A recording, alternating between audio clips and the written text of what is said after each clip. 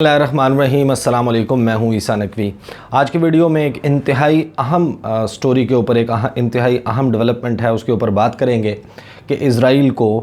تسلیم کرنے کے حوالے سے ایک عملی قدم جو ہے وہ عرب دنیا کی طرف سے اٹھا لیا گیا ہے، اور وہ کون سے ممالک ہیں جنہوں نے فلسطین اور فلسطینیوں کی پیٹھ میں چھرا گھونپا ہے، اس کاز کو بہت سخت نقصان پہنچایا ہے، اور اب آگے کیا ہونے جا رہا ہے، پاکستان پر اس کے کیا اثرات ہوں گے، خطے پر اس کے کیا اثرات ہوں گے، اس اہم سٹوری کے اوپر بات کریں گے، اور کیوں مسلم دنیا اس معاملے کے اوپر اب تقسیم در تقسیم کا شکار ہو رہی ہے۔ لیکن اس سے پہلے عید کا چاند نظر آ گیا ہے، میری طرف سے جتنے سننے والے ہیں، دیکھنے والے ہیں، ان کو عید مبارک ہو۔ یہ ایک مذہبی فریضہ ہے، اگرچہ یہ ایک ایسی عید ہے جو ہم نے کم از کم میں نے اپنی زندگی میں ایسی عید نہیں دیکھی۔ کرونا وائرس کی صورتحال کے سبب جس قسم کی صورتحال ہے پوری دنیا میں، اور پاکستان میں کیونکہ ایک طیارہ حادثہ آپ کو اندازہ ہے، ہمارے بھی بہت کچھ جاننے والے جو ہیں وہ جاں بحق ہوئے اس حادثے میں، تو اس کی وجہ سے دل جو ہے وہ غمگین ہے۔ سادگی سے عید منا رہے ہیں تقریباً بہت سارے لوگ، اور احتیاط کرنے کی بھی ضرورت ہے مساجد میں۔ یہ ایک آپ کا یہ بھی مذہبی فریضہ ہے کہ احتیاط کے ساتھ عید کو منائیں، تاکہ عید جو ہے وہ آگے کسی غم کا سبب، اس عید کا منایا جانا اور اس طریقے سے منایا جانا کہ آگے کسی غم کا سبب بنے، یہ یقیناً نہ تو آپ لوگوں کے لیے درست ہوگا، نہ ہی اس ملک کے لیے درست ہوگا۔ اور ساتھ ہی میں ایک پیغام، کیونکہ یہ ایک تھوڑا سا انفارمل ویڈیو ہے، تھوڑی ڈیفرنٹ ویڈیو ہے، اس میں عید کے حوالے سے بھی بات کی ہے، تو تقریباً 3 ماہ پہلے میں نے اس چینل کا سلسلہ شروع کیا تھا، اور بہت سارے محبتیں ملیں، تقریباً لگ بھگ 14,500 جو ہیں وہ سبسکرائبر ہیں اس چینل کے۔ بہت سوں کے ساتھ رابطہ جو ہے وہ کامنٹ باکس کا جو سیکشن ہے اس میں رہتا ہے، بہت سارے لوگوں کے ساتھ واٹس ایپ کے اوپر، ٹویٹر کے اوپر اور ای میل کے اوپر رابطہ رہتا ہے۔ آپ لوگوں کی آراء جو ہیں وہ بہت امپورٹنٹ ہے، اس سے ضرور آگاہ کرتے رہیے مجھے، تاکہ میں اس سلسلے کو جاری بھی رکھ سکوں، اور اس میں فردر جو ہے وہ جو بہتری کی گنجائش جو یقیناً موجود ہوتی ہے وہ کر سکوں، خاص طور پر اپنے موضوعات کے حوالے سے۔ جو موضوع میں انتخاب کرتا ہوں اس چینل کے اوپر ڈسکس کرنے کے لیے۔ اب آتے ہیں ہماری سٹوری کی طرف کہ کیا ایک خاص قسم کا گزشتہ ایک ہفتے میں ڈیولپمنٹس ہوئی ہیں اس خطے کے حوالے سے، مڈل ایسٹ کے حوالے سے، مشرق وسطیٰ کے حوالے سے، کہ جنہوں نے ایک الارم کریٹ کیا ہے مسلم ورلڈ میں۔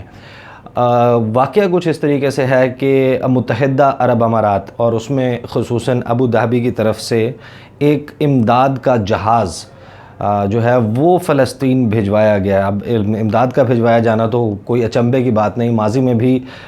مختلف مسلم ممالک اور متحدہ عرب امارات اس حوالے سے ایکٹیو رہا ہے، فلسطینیوں کی امداد کے حوالے سے۔ ان کو امدادی سامان جو ہے مختلف مواقع پر جب ان کو کارڈن آف کیا گیا، جنگی صورتحال اور جب اس قسم کی کوئی صورتحال آتی ہے تو اس میں امداد جو ہے وہ بھجوائی جاتی ہے متحدہ عرب امارات کی طرف سے۔ لیکن فرق یہ ہے کہ اس سے پہلے جو امداد بھجوائی جاتی تھی وہ اردن کے راستے، وہ ایجپٹ، مصر کے راستے جو ہے وہ بھجوائی جاتی تھی۔ ایک اسرائیلی صحافی ہیں، انہوں نے ایک ٹویٹ کیا، اور اس ٹویٹ کے بعد ایک عجیب قسم کا ہنگامہ جو ہے وہ مچ گیا۔ بہت سارے لوگ کیونکہ فالو اس طریقے سے نہیں کرتے، اور ان کی ٹائم لائن کے اوپر بھی اس قسم کی سٹوریز اپیئر نہیں ہوتی، تو شاید بہت سارے لوگ جو ہیں وہ اس سے واقف نہ ہوں۔ تو میں آپ کو بتاتا ہوں، جو اسرائیلی جرنلسٹ ہیں انہوں نے ٹویٹ کیا، اور انہوں نے اس ٹویٹ کا جو کیپشن لکھا، اس کیپشن کے بعد ایک بحث چھڑ گئی سوشل میڈیا پر۔ انٹرنیشنل میڈیا نے اس کو وائڈلی رپورٹ کیا، کیونکہ متحدہ عرب امارات کا یہ طیارہ، جس کو اتحاد ایئر لائن جو کہ نیشنل فلائٹ کیریئر ہے اس نے بھی کنفرم کیا ہے، وہ جہاز کارگو پلین لینڈ کیا تل ابیب کے ایئرپورٹ پر۔ تل ابیب کے ایئرپورٹ کے اوپر لینڈ کرنے کا مطلب یہ تھا کہ یہ متحدہ عرب امارات کی پہلی باضابطہ فلائٹ تھی اسرائیل کے لیے، اور اسرائیل کے ساتھ جو ہے ان کے ڈپلومیٹک تعلقات نہیں ہیں، اوپنلی کوئی تعلقات نہیں ہیں، اور اس فلائٹ کے لینڈ کرنے کا مطلب تھا کہ ایک انفارملی ایکسیپٹنس کی طرف سے اسرائیل کو کی جانب جو ہے وہ اس کو تسلیم کرنے کی جانب ایک پہلا عملی قدم جو ہے وہ اٹھا لیا گیا. یہ بحث ہم نے دیکھی ہے کہ عرب ورلڈ میں خاص طور پر ایک اسرائیل کی حق میں رجحان جو ہے وہ گزشتہ ایک دہائی میں دیکھنے میں آیا, اور بہت سارے ممالک جو ہیں وہ نارملائزیشن کی طرف جا رہے ہیں اپنی پالیسی ٹورڈز اسرائیل, اور جو ایگریسر کا ایک غاصب کا رول کنسیڈر کیا جاتا تھا اسرائیل کا, اس کو لیٹ گو کیا جا رہا ہے. اور بدقسمتی سے یہ تمام واقعہ اس وقت پیش آیا جب ایران سمیت تمام مسلم دنیا جو ہے اس میں ریلیاں نکالی جا رہی تھیں یوم القدس کے حوالے سے, فلسطین کی آزاد ریاست کے قیام کے حق میں مظاہرے کیے جا رہے تھے. دنیا کا, اقوام عالم کا ضمیر جھنجھوڑنے کی کوشش کی جا رہی تھی کہ اسرائیل نے جو مظالم ڈھا کر جس طریقے سے غاصبانہ قبضہ فلسطین کی ریاست کے اوپر کیا, اس کی سیٹلمنٹ کی ایک پوری ہسٹری ہے. 18ویں اور 19ویں صدی میں یہ سارا معاملہ شروع ہوا, کس طریقے سے محض 6000 کی جو جیوز کی آبادی تھی, یہودیوں کی آبادی تھی اس علاقے میں, وہ بڑھتی ایک پوائنٹ پر کیسے آئی, اور پھر سول وار ہوئی 1947-48 کی, پھر اقوام متحدہ کے زیر انتظام اس کو ٹو اسٹیٹ سلوشن دینے کی کوشش کی گئی. پھر 1960s میں 67 میں جس طریقے سے غاصبانہ قبضہ ہوا, اور اس کے بعد عرب دنیا جو ہے وہ منقسم ہوئی. بہت سارے معاملات پر ہم نے دیکھا کہ اردن نے, جارڈن نے اور مصر نے تسلیم کیا اسرائیل کو, اور اسرائیل کے ساتھ ڈپلومیٹک ریلیشنز بھی ان کے فارمل اور انفارمل دونوں قائم ہوئے 1978 میں اور 1994 میں. لیکن اس کے علاوہ جو مسلم دنیا ہے اس کا موقف ہمیشہ سے فلسطین کے حوالے سے اور اسرائیل کے حوالے سے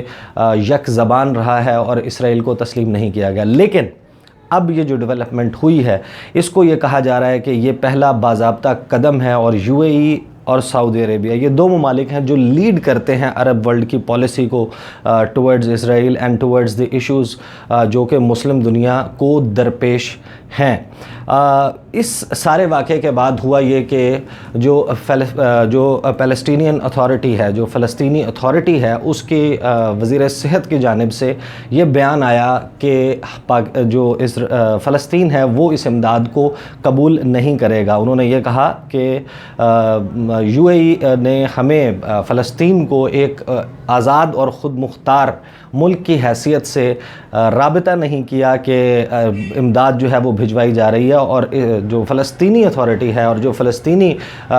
حکام ہیں ان کو اندازہ ہی نہیں تھا کہ UAE سے کسی قسم کی امداد آ رہی ہے. یہ جس وقت خبر نشر ہوئی تو اس سے پتہ چلا, اس ٹویٹ سے اور تصاویر سے پتہ چلا کہ کوئی امداد جو ہے وہ فلسطین کے لیے بھجوائی گئی ہے. اس کو ٹھکرا دیا گیا, اور پھر جو آفیشلز جن کو کوٹ کیا گیا فلسطین کی سرکاری خبر رساں ایجنسی کی جانب سے, ایک اخبار کی جانب سے, اور پھر اس کو کوٹ کیا انٹرنیشنل میڈیا نے, جس میں فلسطینی حکام نے یہ کہا کہ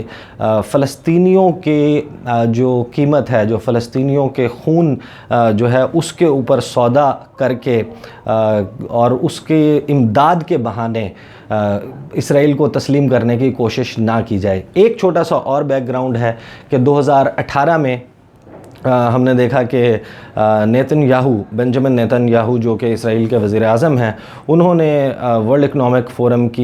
کا جو اجلاس ہے جنوری میں اس سے خطاب کیا, جس میں انہوں نے عرب ورلڈ کے ساتھ تعلقات کے حوالے سے ڈھکے چھپے انداز میں بات کی, اور پھر اس کے 2-2.5 ماہ کے بعد فرسٹ ٹائم 70 سالہ بین جو کہ اسرائیلی فلائٹس کے اوپر تھا وہ ہٹا, اور سعودی عرب کے اوپر سے اسرائیلی طیارے کو, مسافر طیارے کو پرواز کرنے کی اجازت دی گئی. اگرچہ یہ ایک چھوٹی بات معلوم ہوتی ہے, لیکن جو سفارتی دنیا ہے وہ اسی طریقے سے آپریٹ کرتی ہے. چھوٹے چھوٹے جیسچرز ہوتے ہیں جن کی بنیاد پر راہ ہموار کی جاتی ہے اگلے کسی بڑے سٹیپ کی طرف, اور یہ بڑا سٹیپ پھر ثابت بھی ہوا کہ اس کے کچھ ہی عرصے کے بعد اسرائیل کا اور عمان کا اوپنلی جو ہے وہ رابطہ ہوا, اور وہ رابطہ جو ہے وہ رپورٹ ہوا. اس رابطے کے حوالے سے بہت ساری گفتگو ہوئی اور یوں لگا کہ اب جو ہے وہ عرب ورلڈ مائل ہو رہی ہے اسرائیل کی طرف، فلسطین اور فلسطینیوں کے کاز کو جو ہے وہ پیچھے چھوڑ دیا گیا ہے۔ پاکستان کی صورتحال کیا ہے، ایران کی صورتحال کیا ہے، ترکی کی صورتحال کیا ہے، کیونکہ یہ وہ ممالک ہیں جو میٹر کرتے ہیں۔ اس کے بعد جو ہے وہ ملیشیا کی کیا صورتحال ہے اس سارے معاملے کے اوپر، ان کا کیا موقف ہے، وہ ابھی تک جو ہے وہ اپنے موقف پر فلسطین کے حوالے سے قائم ہے۔ اور اگر مسلم دنیا میں اب یہ تقسیم اور یہ دراڑ کھل کر سامنے آ جاتی ہے، جو کہ اب اس ڈیولپمنٹ کے بعد لگ رہا ہے کہ سامنے آ جائے گی، تو یقیناً یہ ایک افسوسناک بات ہوگی۔ اگر آپ سارے لوگ، کیونکہ یہ وقت ویڈیو میں بہت کم ہوتا ہے، میں چاہتا ہوں کہ اگر کبھی موقع ملے تو میں ایک تفصیل سے ویڈیو کروں اور میں آپ کو سمجھاؤں کہ یہ اسرائیل کا اور فلسطین کا تنازع ہے کیا، کس طریقے سے یہ باقاعدہ ایک منصوبے کے تحت یہ واقعہ جو ہے یہ سارا معاملہ اس طریقے سے بنایا گیا، اس کے پیچھے ایجنڈا کیا ہے، جو صہیونی لابی ہے، جو زائنسٹ رجیم کے قیام کے حوالے سے جس قسم کے ایفرٹس، جس قسم کی کوششیں کی گئیں اور کون کون سے ممالک ان کو سپورٹ کرتے ہیں، اس کے حوالے سے تفصیل سے کبھی جو ہے وہ ویڈیو کروں گا انشاءاللہ۔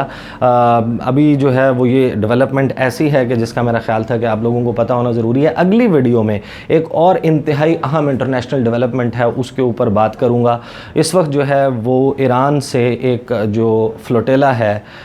تیل بردار جہاز، تقریباً 5 جہاز ہیں جو بڑے بڑے ویسلز میں وینزویلا کی جانب رواں دواں ہیں، وہ سوئز کنال جو نہر سوئز ہے اس کو کراس کر چکے ہیں، کریبین سی میں اس وقت، اور وینزویلا کی جانب جا رہے ہیں۔ وینزویلا تیل کے ذخائر کے اعتبار سے دنیا کے امیر ترین ممالک میں اس کا شمار ہوتا ہے، اور ایک ایسے ملک کو ایران کی جانب سے تیل بھجوایا جانا جو ہے وہ ایسا کیوں ہے کہ وینزویلا جو کہ خود تیل کے معاملے میں اتنا امیر ملک ہے، اس کو ایران کی جانب سے تیل بھجوایا جا رہا ہے۔ یہ میں پچھلی ایک ویڈیو میں آپ نے جو آئل کے حوالے سے میں نے آئل پرائس وار کے حوالے سے میں نے ویڈیو کی تھی، اس میں نے بتایا تھا کہ ایک رشین کمپنی راس نیفٹ جو کہ جائنٹ ایک بہت بڑی کمپنی تصور کی جاتی ہے روس میں اور پوری دنیا میں تیل کے حوالے سے، راس نیفٹ جو ہے اس کے اوپر امریکہ نے پابندیاں لگائی تھیں، وہ بھی وینزویلا کے ساتھ تیل کی تجارت کرنے کے الزام کے بعد کہ انہوں نے تیل کی تجارت کی ہے، تو اس بنیاد کے اوپر جو ہے وہ راس نیفٹ کے اوپر پابندیاں لگائی تھیں، اور پھر اس کے آفٹر میتھ میں یہ سارا جو آئل کے پرائسز کی وار شروع ہوئی،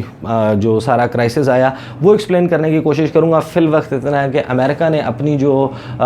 نیوی ہے اس کو، اپنے کوسٹ گارڈز کو، اپنے جو فضائیہ ہے اس کو الرٹ کر کے موو کر دیا، اور باقاعدہ یہ کہا گیا ہے کہ اس کا جبراً راستہ اس تیل کی سپلائی کا جو ہے وہ روکنے کی کوشش کی جائے گی۔ انتہائی اہم ڈیولپمنٹ ہے۔ اس کے جواب میں وینزویلا نے اپنی جو نیوی ہے اس کو سمندر میں اتار دیا ہے، اپنی جو کوسٹ لائن ہے اس کے اوپر اینٹی ایئر کرافٹ گنز جو ہیں وہ نصب کر دی ہیں، اور یہ سارا معاملہ کسی بھی وقت ایک بڑی آرمڈ کانفلکٹ میں، ایک جنگی صورتحال میں تبدیل ہو سکتا ہے۔ اس سارے معاملے کی بلوچستان سے کیا مماثلت ہے، سی پیک کے حوالے سے کیا مماثلت ہے، افغانستان کے حوالے سے کیا مماثلت ہے، اور پوری دنیا میں جو امریکی پالیسیز ہیں ان کے ساتھ اس کی کیا مماثلت ہے، یہ انتہائی اہم ہوگا۔ ایک چھوٹا سا ہنٹ میں آپ کو دے دیتا ہوں کہ اگر آپ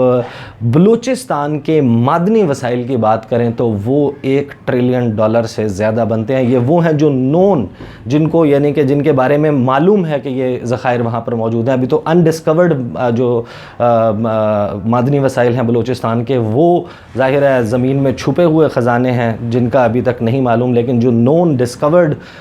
یعنی کہ ان کو تسخیر نہیں کیا گیا، ان کو نکالا نہیں گیا، لیکن یہ معلوم ہے کہ $1 ٹریلین کے ذخائر جو ہیں موجود ہیں۔ ایک چھوٹا سا اندازہ تاکہ آپ کو ہو سکے کہ پاکستان کے اوپر جو ٹوٹل بیرونی قرضہ ہے وہ لگ بھگ $100 ارب کے قریب ہے۔ $100 ارب کے مقروض ہونے کے سبب پاکستان کس قدر مشکلات کا شکار ہے، اور اگر آپ کو یہ اندازہ ہو کہ $1 ٹریلین جو ہے وہ ذخائر صرف معدنی وسائل ہیں بلوچستان میں، تو کیوں بلوچستان جو ہے وہ اس قدر شورش زدہ ہے، کیا معاملہ ہے، اس سارے معاملے کے اوپر اگلی ویڈیو میں جو ہے وہ میں تفصیل کے ساتھ بات کروں گا۔ کوشش یہی کروں گا کہ عید کے ساتھ ساتھ جو ہے وہ تھوڑا سا ٹائم نکال کے اس موضوع کے اوپر ایک تفصیلی ویڈیو آپ کے جو ہے سامنے پیش کروں۔ مجھے اس وقت تک کے لیے اجازت دیجیے۔ اللہ حافظ۔